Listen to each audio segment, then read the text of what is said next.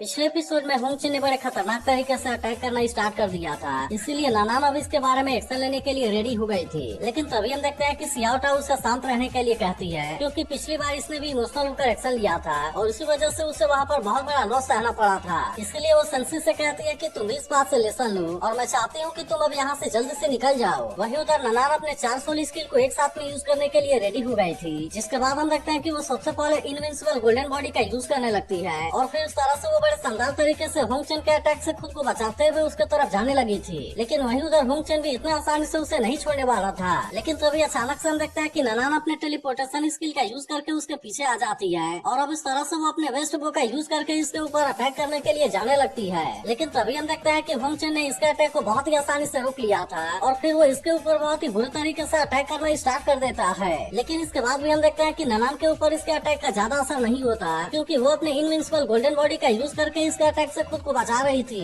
लेकिन वही उधर होंगचिन अभी भी लगातार इसके ऊपर अटैक कर रहा था, इसीलिए नानान जबरदस्ती अपने इनविंसिबल गोल्डन बॉडी के ड्यूरेशन को बढ़ाने लगती है ताकि इस तरह से वो होंगचिन के अटैक से खुद को बचा सके। लेकिन अब इसके वजह से हम देखते हैं कि टीचर जाओ को भी इसके बारे में चिंता होने लगी थी, जिसके बाद वो कहने लगती है कि नानान ने तो इस तरह से होंगचिन के सबसे स्ट्रॉन्गेस्ट अटैक से खुद को बचा लिया, लेकिन इसके अलावा वो एक साथ में 4 सोल स्किल को यूज कर रही है और उसी वजह से उसकी फिजिकल लोड भी काफी बढ़ गई है। तो इसी बीच हम देखते हैं कि याहिन भी इसके ऊपर अटैक करने के लिए आ गया था, लेकिन इसके बाद भी होंगचिन ने इन दोनों को बहुत ही आसानी से रोक लिया होता है। तब इससे देख हाउसियन कहने लगता है कि वीक डिफेंस के साथ में इंस्टेंट पावरफुल अटैक का यूज हो रहा है और इसीलिए ऐसा लगता है कि यह बहुत ही सही टाइमिंग है। तभी इसी बीच हम देखते हैं कि लुओचेन ने भी अपने आइस केज वाले पावर का यूज करके होंगचिन के ऊपर अटैक कर दिया था और इस तरह से वो इसमें उसे कैद कर लेती है। तब इसी मौके का फायदा लेते ही काइतो ने भी इसके ऊपर अटैक कर दिया था और तभी याओहेंग भी अपने पावर का यूज करके इसके ऊपर अटैक करने के लिए आने लगता है। लेकिन तभी हम देखते हैं कि होंगचिन ने अपने गोल्डन स्प्रिंग लव टेक्निक का यूज कर लिया था, जिसके वजह से उसकी पूरी बॉडी मेटालिक लिक्विड में चेंज हो गई होती है और इसीलिए याओहेंग अपने अटैक से उसका कुछ भी नहीं कर पाया होता। जिसके बाद हम देखते हैं कि इस बात से सभी लोग पूरी तरह से हैरान हो गए होते हैं, क्योंकि आज तक किसी ने भी एक इंसान को खुद को मेटालिक लिक्विड में चेंज करते हुए नहीं देखा था। इसके बाद हम देखते हैं कि होंगचिन फिर से अपने नॉर्मल वाले रूप में आ गया था, जिससे देखते हैं टीचर जावा कहने लगती है कि इसके मेटल के कंट्रोल करने की एबिलिटी तो सच में बहुत ही ज्यादा खतरनाक है, क्योंकि वह खुद को एक ही पल में मेटालिक लिक्विड में चेंज कर सकता है और उसके अलावा वह फिर बहुत ही आसानी से अपने नॉर्मल रूप में भी आ सकता है। वहीं उधर यूहा कहने लगता है कि अब तो होंगचिन भी थंडर एंड लाइटनिंग प्रिजन से बाहर आ गया है, जबकि इनके प्लेयर तो अभी भी उसके अंदर फंसे हुए हैं और इसीलिए उसे ऐसा लगता है कि अब इसके सामने कुछ भी नहीं कर पाएंगे। इसके बाद हम देखते हैं कि अब सियाओ टाओ को अकेले ही 5 लोगों का सामना करना पड़ेगा और इसीलिए बाकी लोगों को इसके बारे में बहुत ही ज्यादा चिंता होने लगती है। तभी लुलुंग कहने लगता है कि तुम अपनी हार मानने के लिए रेडी हो जाओ और अब इतनी बात कहने के बाद वो अपने सोल गाइड ट्यूरेट टेक्निक का यूज करके अटैक करने के लिए रेडी हो जाता है। लेकिन इसके बाद भी हम देखते हैं कि सियाओ टाओ इनके सामने हार मानने के लिए रेडी नहीं होती और वो भी अपने फिनिक्स पियर्सिंग क्लाउड का यूज करके इनके ऊपर अटैक करने के लिए रेडी हो जाती है। इसके बाद हम देखते हैं कि सियाओ टाओ इनके अटैक से खुद को बचाने लगती है, लेकिन तभी अचानक से होंगचिन की सिस्टर भी इसके ऊपर अटैक करने के लिए आ गई थी, जिसके अटैक से खुद को बचाने के चक्कर में बाकी सभी के सामने बहुत ही बुरे तरीके से फंस जाती है। जिस मौके का फायदा उठाकर वे सभी भी अपने थंडरबीट मेटल लाइट बॉल का यूज करके अटैक करने के लिए रेडी हो गए थे। लेकिन अभी भी हम देखते हैं कि सियाओ टाओ इतने आसानी से इनके सामने हार मानने वाली नहीं होती और वो भी इनका सामना करने के लिए अपने फिनिक्स फ्लास्क को यूज करने लगती है। जिसके बाद हम देखते हैं कि इसके ऐसे पावर को देखते हुए सभी पूरी तरह से हैरान हो गए होते हैं। वहीं उधर सियाओ टाओ कहने लगती है कि तुम्हें जितना लगता है मैं उससे भी ज्यादा ताकतवर हूँ। इसके अलावा हम देखते हैं कि वो अपने 3 सोल स्किल को एक साथ में यूज करने के लिए रेडी हो जाती है और अब इस तरह से उसने अपने डार्क फिनिक्स फायर को एक्टिवेट कर लिया था। जिसके बाद हम देखते हैं कि इसके ऐसे पावर को देख सनमून एकेडमी के प्लेयर भी पूरी तरह से हैरान हो गए थे। तभी टीचर जावा भी कहने लगती है कि डार्क फिनिक्स बहुत ज्यादा पावरफुल है, लेकिन इसी के साथ इसका इविल स्पिरिट भी बहुत डीप है। वहीं अब उधर सियाओ टाओ भी अपने डार्क फिनिक्स फायर का यूज करके अटैक करने के लिए रेडी हो गई थी, जिसे देख अब लुंग भी इस बात से काफी डर गया था और इसीलिए वो अपने प्लेयर चेन फई से कहता है कि तुम जल्दी से उसके सामने से हट जाओ। लेकिन इसके बाद भी हम देखते हैं कि चेन फई को सियाओ टाओ के अटैक से बचने के लिए मौका नहीं मिल पाता और अब इस तरह से सियाओ टाओ ने इसे इंजर्ड कर दिया था। तभी हम देखते हैं कि एक और प्लेयर भी सियाओ टाओ के अटैक से बचने के लिए अपने चारों तरफ बैरियर को एक्टिवेट करने की कोशिश करता है, लेकिन असल में यह बैरियर भी सियाओ टाओ के ऐसे पावर के सामने कुछ भी नहीं कर पाता। इसके बाद हम देखते हैं कि सियाओ टाओ अपने पावर का यूज करके रुलुंग के ऊपर भी अटैक करने के लिए आ गई थी, जिससे देख रुलुंग सबसे पहले तो इसके सामने अपने थंडर एंड लाइटनिंग प्रिजन का यूज करने की कोशिश करता है, लेकिन जब उसे पता चलता है कि उसका यह तरीका भी सियाओ टाओ के पावर के सामने काम नहीं करेगा, तब वो इसके अटैक से खुद को बचाने के लिए हाई टेम्परेचर रे का यूज करने लगता है। लेकिन अभी भी हम देखते हैं कि सियाओ टाओ इसके ऊपर भारी पड़ रही थी और उसे देख ऐसा लग रहा था कि रुलुंग अब इसके सामने कुछ भी नहीं कर पाएगा। तभी हम देखते हैं कि वो इसे रोकने के लिए अपने इनविंसिबल शील्ड का भी यूज करता है, लेकिन तभी हम देखते हैं कि सियाओ टाओ ने अपने एविल फायर वाले पावर का यूज करके अटैक कर दिया था और अब इस इस तरह से वो सेंसी को अपने साथ लेकर यहाँ से नीचे चली गई थी। इसके बाद हम देखते हैं कि रुलोंग अभी भी इसके फायर पावर को रोकने के लिए कोशिश करना चाहता था, लेकिन असल में वो इस बार इसके ऐसे पावर के सामने ज्यादा कुछ नहीं कर पाता। और फिर हम देखते हैं कि यहाँ पर एक बहुत ही खतरनाक ब्लास्ट होता है। अब इसके वजह से हम देखते हैं कि रीना का भी बहुत ही बुरा हाल हो गया था, लेकिन तभी हमें पता चलता है कि रुलोंग इस बात से बहुत ही ज्यादा गुस्सा हो गया है। इसीलिए वो कहने लगता है कि अब मुझे खुद को रोकने के लिए कोई भी जरूरत नहीं है और अब इसके लिए श्रेक एकेडमी को इसके लिए कीमत चुकानी पड़ेगी। अब इतनी बात करने के बाद हम देखते हैं कि वे और उसके साथी इनके ऊपर अटैक करने के लिए रेडी हो गए थे, लेकिन तभी इनके अटैक करने से पहले वही कहता है कि हम अपना हार मानते हैं। लेकिन इसके बाद हम देखते हैं कि याओ हैंग अभी भी इनके सामने हार मानने के लिए रेडी नहीं होता और फिर वो कहने लगता है कि हम अभी भी इनसे फाइट कर सकते हैं। लेकिन यह देखते ही वही उसे कहता है कि सीनियर आप थोड़ा सा शांत हो जाइए, क्योंकि टीचर जावा ने इनसे फाइट करने के लिए यही प्लान बनाया था। जिसके बाद हम देखते हैं कि इसकी बात सुनकर याओ हैंग भी शांत हो जाता है, लेकिन अभी भी उसे इस बात के लिए बहुत ही बुरा लग रहा था, क्योंकि उसे ऐसा लग रहा था कि उसने अपने फादर को उदास कर दिया। इसके बाद हम देखते हैं कि रेफरी ने भी सामून एकेडमी को इस राउंड का विनर अनाउंस कर दिया था, लेकिन अब इसके बारे में सुनते ही यहाँ के सभी लोग इस बात से काफी उदास हो गए थे। वही उधर टीचर जावा कहने लगती है कि सोल गाइड के होने की वजह से सामून टीम का कॉम्बैट पावर बहुत ही ज्यादा हो गया है और इसीलिए मुझे ऐसा लगता है कि इसमें हमारे जीतने का चांस 30% से ज्यादा नहीं है। इसीलिए उसे पता होता है कि वे इस टीम बैटल को नहीं जीत पाएंगे और इसीलिए इनके सामने गिव अप करने के लिए इसका 2 रीजन है, जिसमें से पहला होता है कि वे इस समय का यूज करके अपने ताकत को रिकवर करेंगे और जबकि दूसरा रीजन होता है रुलोंग होमचेन और उसकी सिस्टर को एक्शन लेने के लिए मजबूर करना, ताकि इस तरह से वे उनके बारे में समझ सकें। इसीलिए टीचर जावा कहने लगती है कि हमने इंडिविजुअल बैटल के ऊपर अपना दम लगाया है, लेकिन तभी हम देखते हैं कि हार मारने की वजह से यहाँ के बहुत सारे लोग श्रेक एकेडमी के ऊपर गुस्सा हो गए थे और फिर वे कहने लगते हैं कि इन्होंने इतने आसानी से हार कैसे मान लिया। इसके अलावा हम देखते हैं कि वे इनके ऊपर अपना सामान फेंक कर भी मारने लगे थे और कहने लगते हैं कि तुम यहाँ से चले जाओ, लेकिन तभी हम देखते हैं कि इनके ऐसे हरकत की वजह से हाउसियान इनके ऊपर गुस्सा हो गया था और फिर इनसे कहने लगता है कि इसमें तो दोनों टीम के मेंबर ने ही अपना बेस्ट दिया, जिसकी वजह से इसमें हार और जीत का होना तो पूरी तरह से नॉर्मल है। अब इतनी बात कहने के बाद वो इनसे कहता है कि अगर किसी ने भी इनको इंसल्ट करने का कोशिश किया तो वो इसके लिए सजा भुगतने के लिए रेडी रहना। जिसके बाद हम देखते हैं कि ऐसी बात सुनकर वे सभी पूरी तरह से शांत हो गए थे और अब इनमें से कोई भी श्रेक एकेडमी के बारे में बोलने के लिए हिम्मत नहीं कर पाता।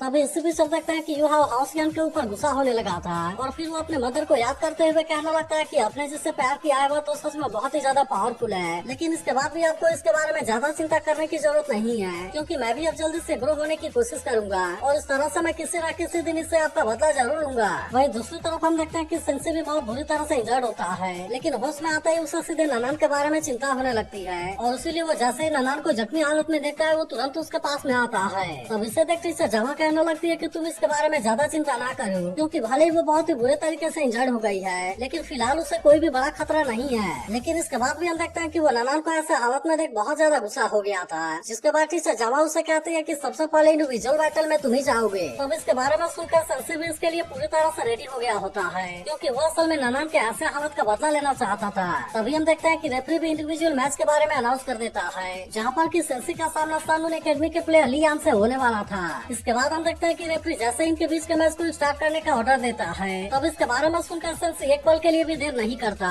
और फिर वो तुरंत ही लियान के ऊपर अटैक करने के लिए चला गया था। लेकिन तभी हम देखते हैं कि लियान भी अपने सोल गाइड का यूज करके इस पर अटैक करने के लिए रेडी हो गया था, जो कि कंप्रेशन और कंडेंसेशन के वजह से बहुत ज्यादा पावरफुल होता है। लेकिन इसके बाद भी हम देखते हैं कि सेंसी को इसके बारे में ज्यादा चिंता नहीं होती और वो तुरंत ही इसके ऊपर अटैक करने के लिए आ गया था। तब इसे देख लियान भी अपने सोल गाइड का यूज करके इसके ऊपर अटैक करना स्टार्ट कर देता है, जिससे देख अब सेंसी भी इसके अटैक से खुद को बहुत ही आसानी से बचाने लगा था और इसीलिए लियान जैसे इसके ऊपर फिर से अटैक करने आता है तब सेंसी अपने रिप्लेसमेंट वाले पावर का यूज करके खुद को बहुत ही आसानी से बचा लेता है। इसके बाद हम देखते हैं कि सेंसी फिर से अपने पावर का यूज करके लियान के ऊपर अटैक करने के लिए आ गया था, लेकिन तभी हम देखते हैं कि लियान भी इसका सामना करने के लिए पूरी तरह से रेडी होता है और इसीलिए वो जैसे ही अपने सोल गाइड का यूज करके इसके ऊपर अटैक करना स्टार्ट करता है तब इसके पावर के सामने उसका सिर भी कुछ नहीं कर पाता। लेकिन अभी भी हम देखते हैं कि सेंसी इतने आसानी से इसके सामने हार मानने वाला नहीं होता और वो तुरंत इसका सामना करने के लिए अपने मार्शल सोल को एक्टिवेट कर लेता है। तब इससे देख मास्टर माँ कहना लगता है कि तुम उसके क्लोज आकर उसे हराना चाहते हो, लेकिन असल में तुम्हें पता होना चाहिए कि लियान एक रिमोट सोल मेंटर से भी बहुत ज्यादा है। लेकिन अभी भी हम देखते हैं कि सेंसी को इसके बारे में कोई भी चिंता नहीं होती और वो तुरंत ही अपने मार्शल सोल का यूज करते हुए इसके ऊपर अटैक करने के लिए आ गया था और अब एक पल के लिए ऐसा लगता है कि वो लियान को बहुत ही आसानी से हरा देगा। लेकिन तभी हमें पता चलता है कि यह तो असल में लियान की चालाकी है और फिर वो तुरंत ही अपना फ्लेम थ्रोइंग सोल कैनन का यूज करके अटैक करने के लिए रेडी हो जाता है, जिसे देखते ही काइतो कहने लगता है कि यह तो बहुत ही स्ट्रॉन्ग है और अब इसीलिए उसे भी सेंसी के बारे में बहुत ही ज्यादा चिंता होने लगी थी। वहीं उधर लियान कहने लगता है कि मैं तो तुम्हें अपने रेंज में आने के लिए वेट कर रहा था, इसीलिए अब तुम फ्लेम थ्रोइंग कैनन के सामने कुछ कुछ भी नहीं कर पाओगे और अगर तुम इसमें नहीं मारे जाओगे तो भी तुम इसमें डिसेबल हो जाओगे। और इसके बारे में सोचकर लियान इस बात से बहुत ज्यादा खुश होने लगा था, क्योंकि उसे ऐसा लग रहा था कि सेंसी सच में उसके ऐसे पावर के सामने कुछ भी नहीं कर पाएगा और अब इस तरह से वो इसे बहुत ही आसानी से हरा देगा। वहीं उधर सेंसी अब इसके ऐसे पावर के सामने कुछ भी नहीं कर पा रहा होता और इस तरह से वो इसके अटैक में यहाँ पर बहुत ही बुरे तरीके से फंस गया था। तभी इससे भी समझ सकते हैं कि ननान भी होश में आ जाती है और अब सेंसी को ऐसे हालत में देख उसे भी उसके बारे में बहुत ज्यादा चिंता होने लगी थी। वहीं उधर लियान सेंसी को बुरी तरह से इंजर्ड करके बहुत ज्यादा खुश होने लगा था, इसीलिए सेंसी जैसे फिर से खड़ा होने के लिए कोशिश करता है तब लियान फिर से अपने कैनन का यूज करके इसके ऊपर अटैक कर देता है। लेकिन तभी हम देखते हैं कि सेंसी भी इसके ऊपर बहुत ज्यादा गुस्सा हो गया था और अब वो इसका सामना करने के लिए अपने किसी सोल स्किल को एक्टिवेट करने लगता है, जिसके बाद हम देखते हैं कि अब लियान का अटैक उसके सामने कुछ भी नहीं कर पाता और सेंसी ने इस तरह से इसके अटैक को बहुत ही आसानी से रोक लिया था।